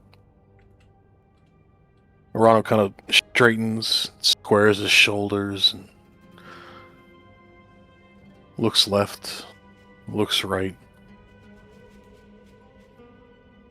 Takes in all of the damage, all of the melted slag of the walls, the compiled amalgamations of bones And turns back to Winhowl and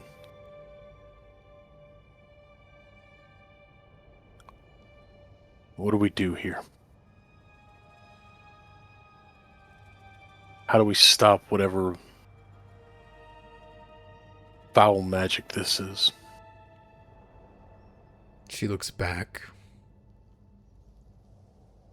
kind of gazes at it with you. There's two ways. We give them the fiend, or we find an unreachable peace.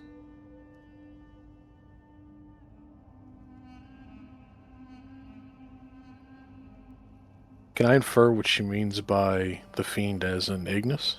You've always... So I think this is a very interesting spot for you, Rano. You've always heard the Minotaur call slaves to the fiend, slaves to fiends, slave, that kind of thing, right? Right? That's what they call your people. Yeah. You hear her say that, and up to this point, that's meant Asmodeus, right? Mm-hmm. But you're hearing it now, and Minotaurs don't lie.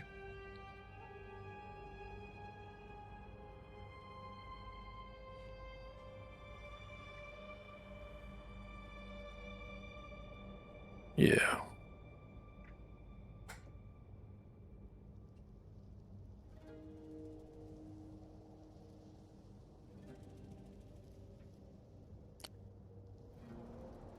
You know what?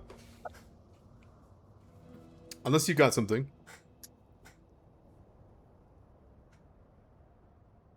I have some thoughts as a player. But I don't know if I'm right. And I was just going to wonder if you knew that. I think, so to be clear, I'm honoring, you made a very good roll. Like whenever you looked at her. And I'm gonna honor that pushing forward. When she says that to you, you've never had a full conversation with a Minotaur like this for this long, and without the understanding that one of you guys are going to kill each other at some point, right? The Minotaurs are either going to swing first, they're just going to take your head off. Windhowl says this to you and says you give them the fiend. We get the harpy matriarch this, and she says that to you, and you realize she's talking about a person, a thing, a noun, someone very much within grasp. And you realize when she says that and how it would stop this or something similar, you can't help but you hear that call, that word that they've thrown at you in their tongue, fiend, slave, fiend, marked, all these different things. And they said it at that night when you were but a boy too. But you've never heard it said like this to you.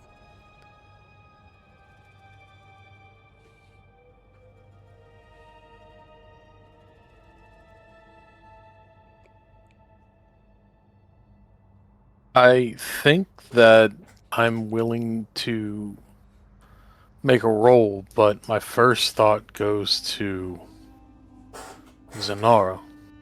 And then my second thought is to Rashid.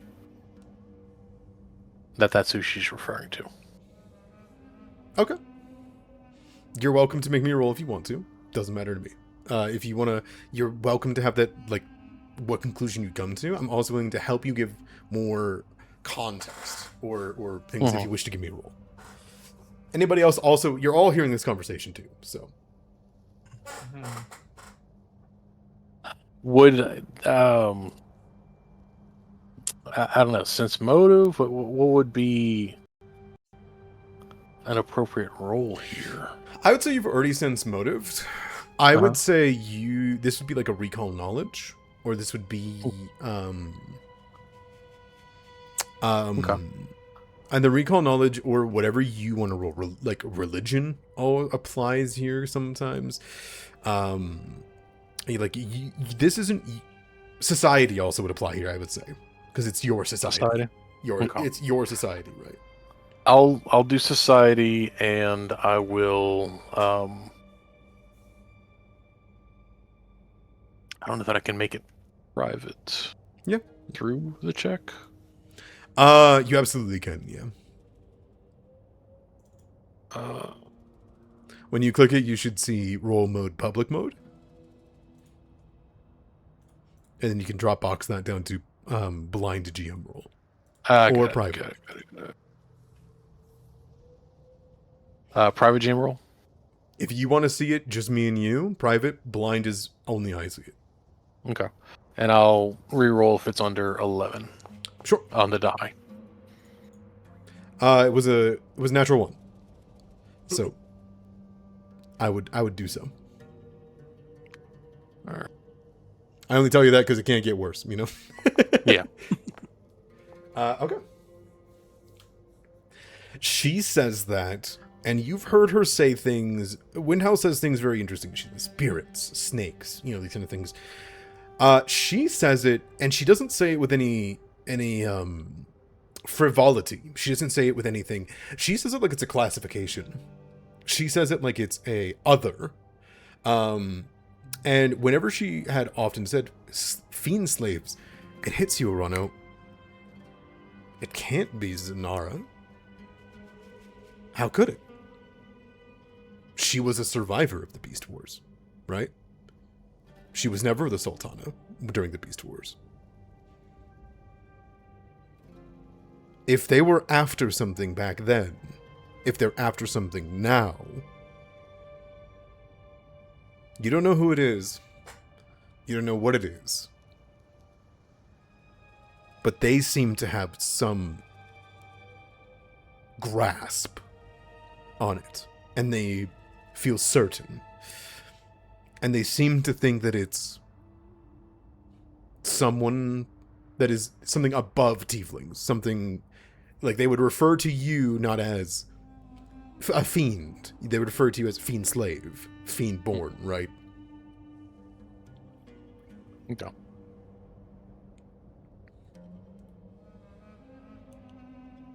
I think he's processing this and is frustrated by his own lack of the specific cultural context that she's speaking with, and his automatic response to go to the people that he views as in charge and the people that he has to protect, to think, is always the worst case scenario. It's always, I'm always forced to make a hard decision. So why wouldn't it be the people that I need to protect? Why wouldn't it be Zenara or Rashid? Because they're the ones that had the most direct influence in all of this. So I think that's his frustration right now. Absolutely.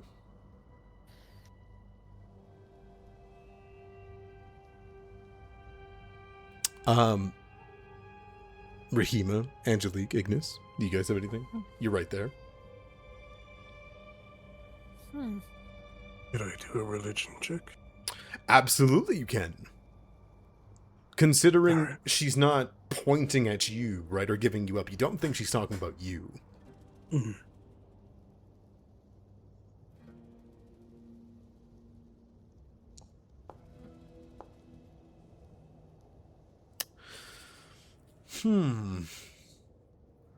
Fiend. Tough. Very tough, Ignis. Fiends aren't allowed on the mortal plane other than imps, right? But can't be an imp. Come on. That'd be a bit overkill. All of this for an imp, right? You kind of have like a thought, a moment. No fiend more powerful than imp is allowed in Al-Kirat.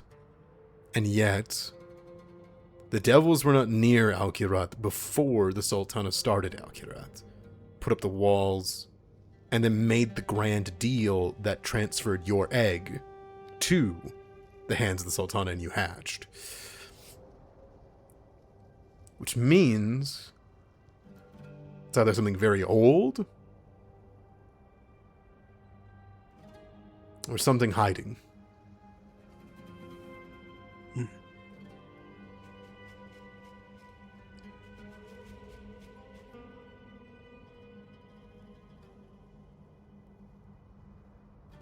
You do notice that they don't use the particular term, however, devil.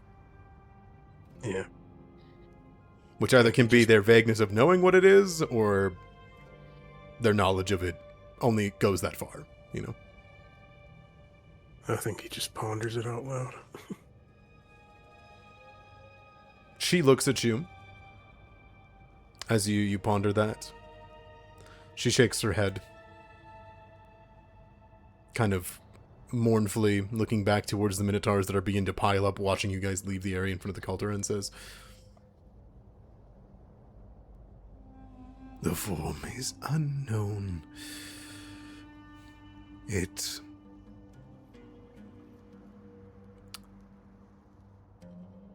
is a cat. That is all we know. Have you ever heard of the tale of the cat and the snake?"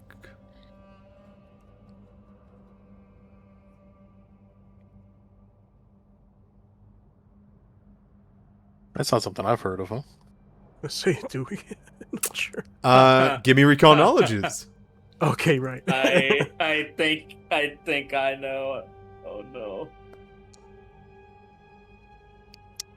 Where are you? There you are.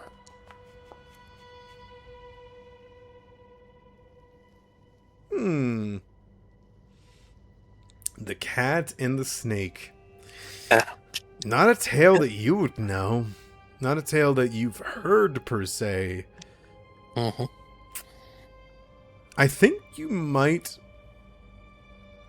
Arana, you might have known that there's sometimes... the harpies do sing songs, right?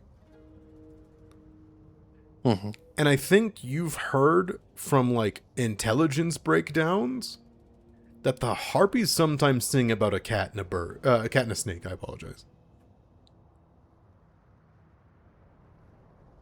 What the tale actually is, you never paid attention per se, but they seem to have some... the harpies seem to have some affinity for this tale, is when they sing of greatly.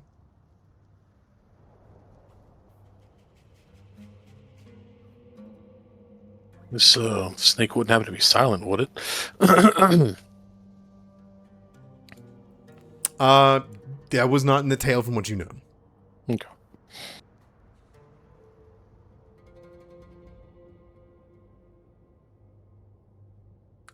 She looks around as she asks that question, if anybody answers. Sorry, Ignis, you rolled 2. I apologize. Ignis, you've not heard that tale. No, I have not. She nods. It is a happy tale.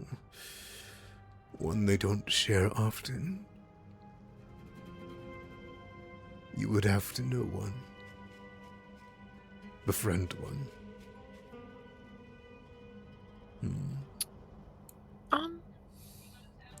Could I also roll item era, Yeah. or would this? Yeah, could I roll as well? For sure you can. The tale of the cat and the snake. Yeah, would it be what would it Recall be? knowledge. Just recall knowledge. Okay. Mm-hmm. Let's recall our knowledge together. If I got it below a 10 on the die, I'd reroll. You're gonna want to reroll. Yeah, okay. I'm down to my last one. I'll save it to give to somebody.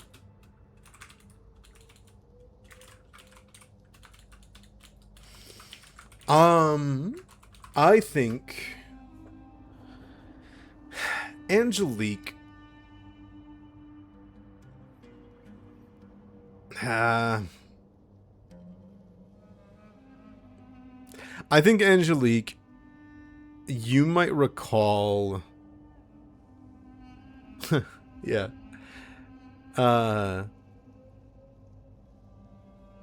Your father always referred to their contact as the cat. Code name for some reason.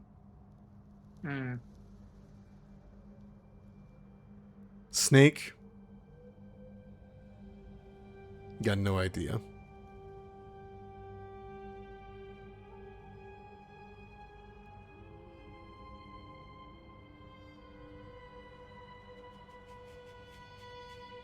Gotcha.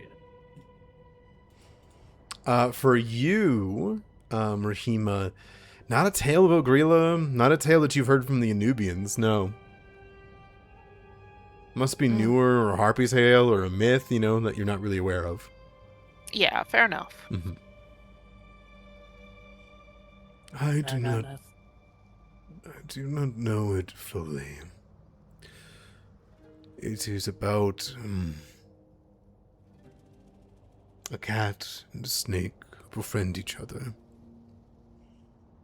The snake is hungry, but desires a particular cuisine. The cat feeds the snake again and again, but the cat grows attached. The snake wants certain food, but the cat refuses to let go of its new toys. And so the cat and the snake have a fight. I do not know what else happens in the tale. I am sorry.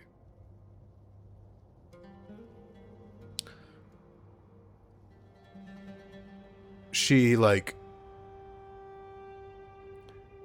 gives it a second. Your people worship a cat. The black cat. We have seen it on your symbols. Your people revere it. And we, in our time, understand that you are harboring it.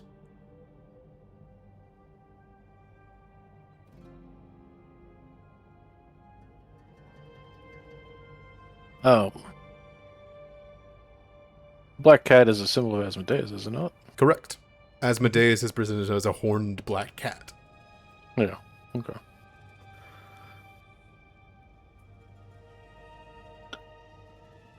I think you'd be hard pressed to drag the Lord of Lies out from hell and into the clutches of a harpy. She shakes her snout, and with an exhalation as you guys continue to walk along it, and says, no. The cat and the snake were once a part of our clans.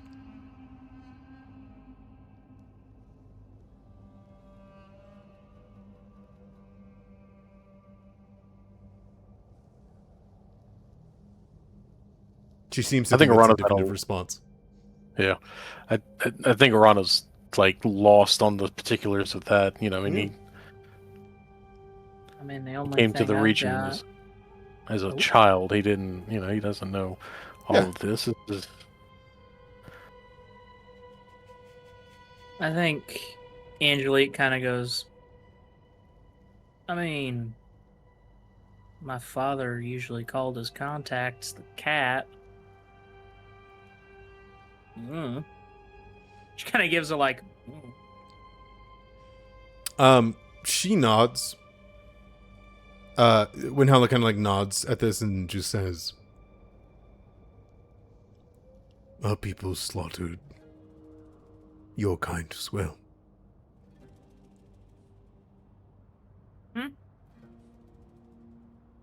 My kind? She tips the head with a nod. Yeah. Yeah, I could see that. Yeah, I could see that. We sort of played both sides, as it were. She nods. She nods, but then kind of takes a second.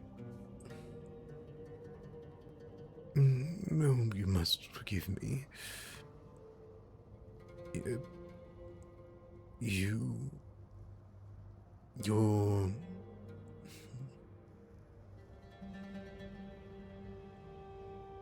Your people are bringers of fear. There is clinging to you that I have seen since we have met. I am not to say that you are like the fiend spawn, but I am to say that you serve the whims of the fiend, be it cat or snake.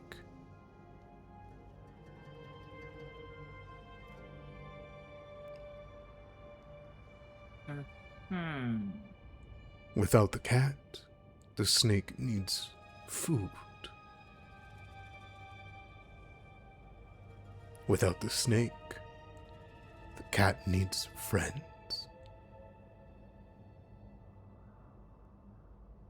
Balance in all things. The cat and the snake do not bring balance. She just turns her head at that. As she begins to walk away with you guys, she just kind of looks up towards the plateaus again.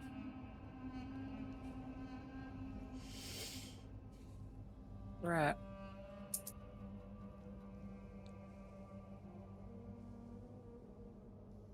Okay. I would say that as you guys walk, unless you guys have anything else to say in the caldera. I don't have anything else to say, I don't think. Sure.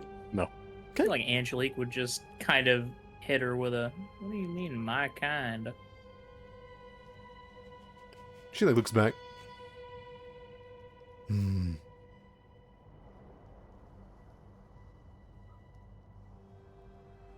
She like thinks for a second.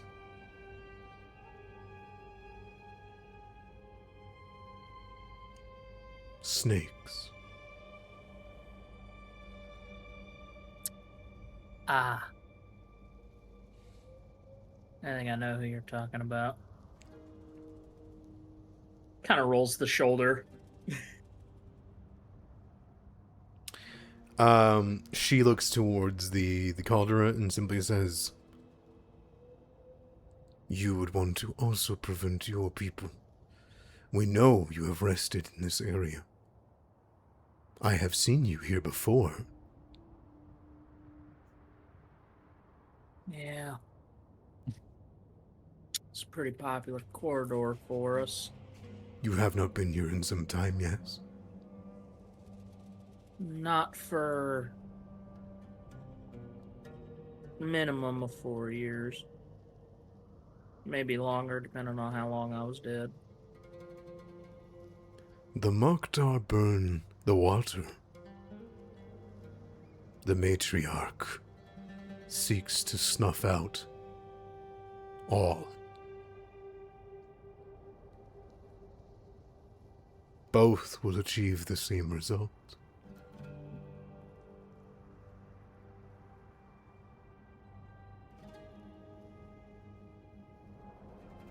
Do you think it better to die in dehydration or in battle?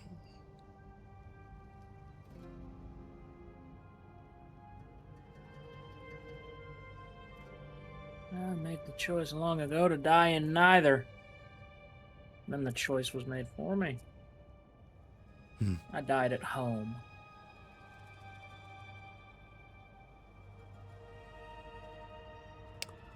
She nods. I do not think there is a difference myself. Nah. She will point towards one of the plateaus near the top. And, I think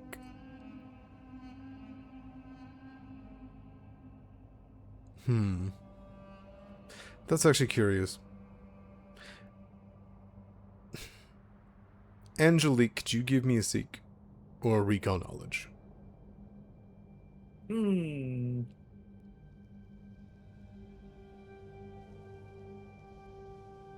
We'll do seek.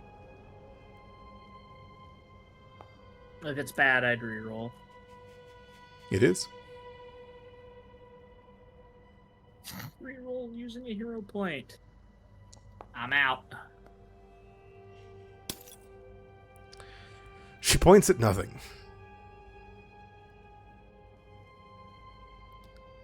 But you get her point. You see some kind of stain. You see ritual talismans. You see nests at the top. No, not nests. Bowls.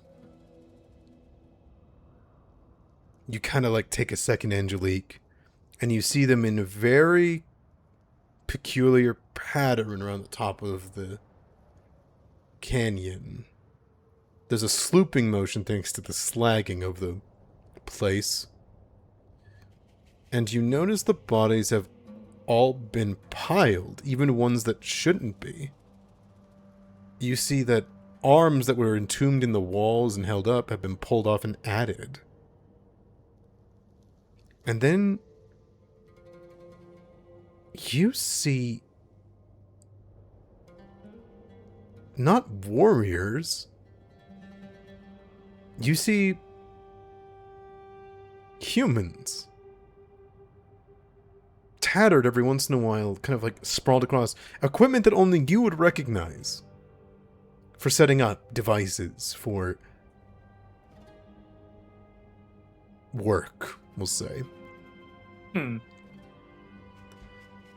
This is a collection. A pile. Not a pyre per se, but... And then you look and you see the nests. And you see that body that's been refitted. And then it hits you. Something as dangerous as burning the water from the world to kill everyone. If war broke out or they got the chance. Angelique, have you ever seen a harpy fight in the Beast Wars?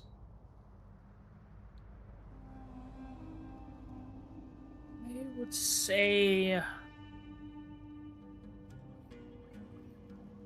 say... she hasn't. I think she... Or no, wait. Yes, she has. She was around during the Beast Wars, so I would say she has. Do you recall their method of how to terrify, scare, and avoid or get at encampments? Angelique might, I'm sure, but I might not. They pry around with a substance that you really shouldn't be playing around with and throw it on your head. Right, red sand. That's right. I remember now. I'm nodding sagely.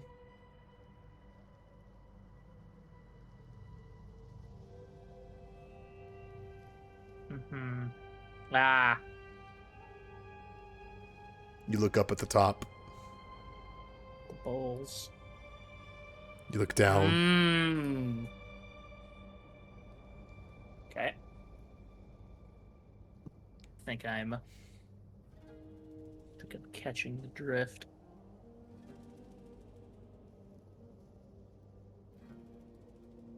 I think she'd comment, bowls of red sand. If somebody tries to climb up, they tip the bowl onto their head. Fucked up with a good trap. I gotta give it to the old man.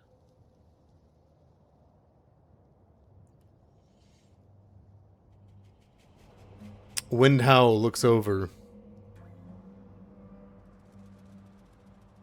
You think it is a trap for climbers?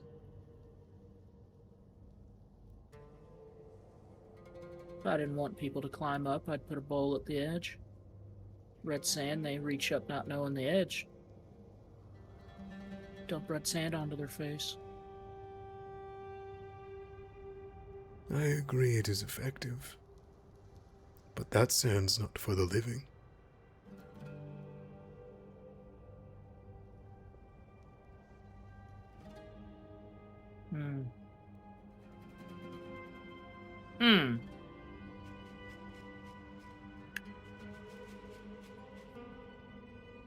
You've given me a puzzle. Surely couldn't be using the giant amalgamation skeleton. They are having this conversation out in the open, if any of you realize the threat that's just been thrown out. Mm-hmm.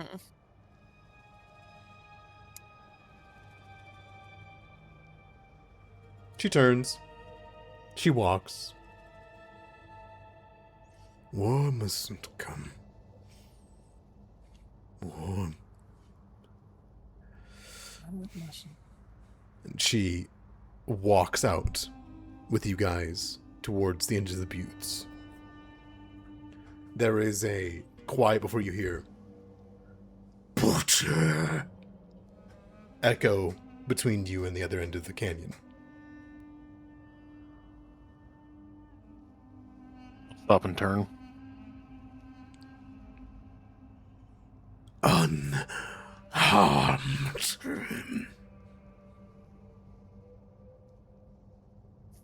I won't be the one to start anything. I already said that. It bows the head towards you.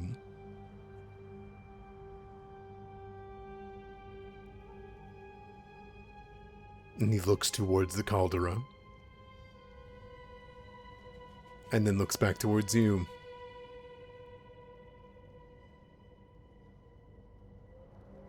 A knowing gesture and promise, if push came to shove.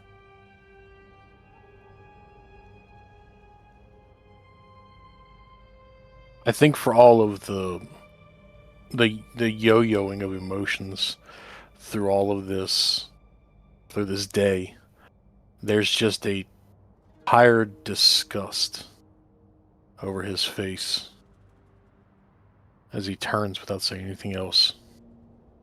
Okay. Continues to head towards Kirat.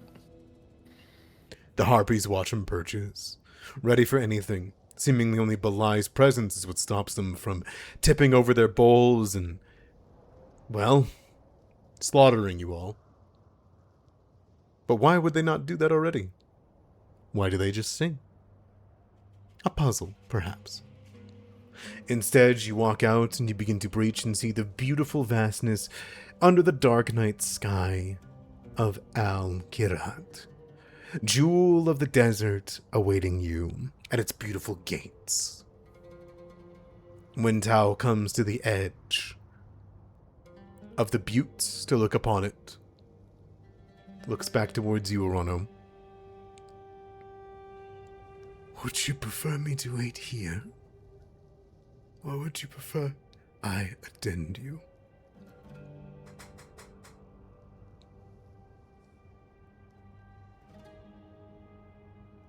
There's a long, hard stare. Do as you will. She nods. I should not leave the buttes. I am a quiet, but resolved voice amongst these spirits. She sits. She waits. She holds out the snake and lets it go on to Cora. She holds out Ignis for you to go on to anybody else. He'll hop on Rahima and start working on treat wounds. Just notice the health. She gives a small bow.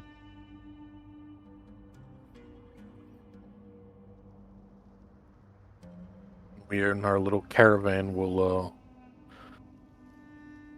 make full time Okay. towards Kirat. I Together. have nothing else to say. You guys can travel. making your way towards the great gates of Kirat. Before long, you would arrive. Before long, the gates would open for you. And expected and called for by the Sultana, no money needs to be spent for Angelique and Rahima. Mhm. But we are coming to time. Are we wanting to call it here? To return next week in the entrance of Al-Karat after the interesting conversations we've had today? Or should we push on? I'm happy to call it here personally, but whatever you guys want to do. I think I'd like to have everyone present for Al-Karat? Yeah. what comes next. Very well. It is almost time for you to ascend the Ruby Palace and attend the Ruby Court. So, that makes sense. That being said, hey, congratulations on your new painted nails. And Yay! congratulations on your new hit points with 18. And finally, Hooray! making it back to the safety of Al-Kirat. You no longer need to be in danger. You no longer need to tiptoe behind your words, and you no longer need to worry for your life. Instead, you're back in refuge and safety in the jewel of the desert, and you guys can rest, recuperate, discuss, and plan. And relax, right? That's the vibe that's going on here right now, is relaxation. Yeah. Okay. Well, thank you guys so much for playing. How you guys feeling? Good. Sorry, it was a Good. wordy session. Oh, I enjoyed it. But Oh, it's great. had a couple of those. It's good to get into the meat. Yeah, absolutely. Especially after all the action-packed sessions, huh? Yeah. All right. Well, thank you guys so much for playing. I'll see you guys next week for our next session. We'll have everybody, and we'll be able to dive back into Al-Kirat. You guys should make plans for what you guys want to do, since you know you're not going to get stopped on the way or anything like that. Windhowl, villain or hero? You know, hands up in the air. You guys do have to go collect a slave, though. Either way. That's true. All right. Mhm. Well, thank you guys for watching. Goodbye, stream. I appreciate you. And sorry for the delay on the stream, and sorry for all the weirdness of it. It is the first time back. You guys let me know in the Discord if everything worked okay on your guys' end, because I have no idea. It got rebuilt from the center. Thank you guys so much for watching. Thank you guys so much for playing. And I'll see you all next week. Goodbye, everybody. Goodbye. Ah. Bye, stream. Bye-bye.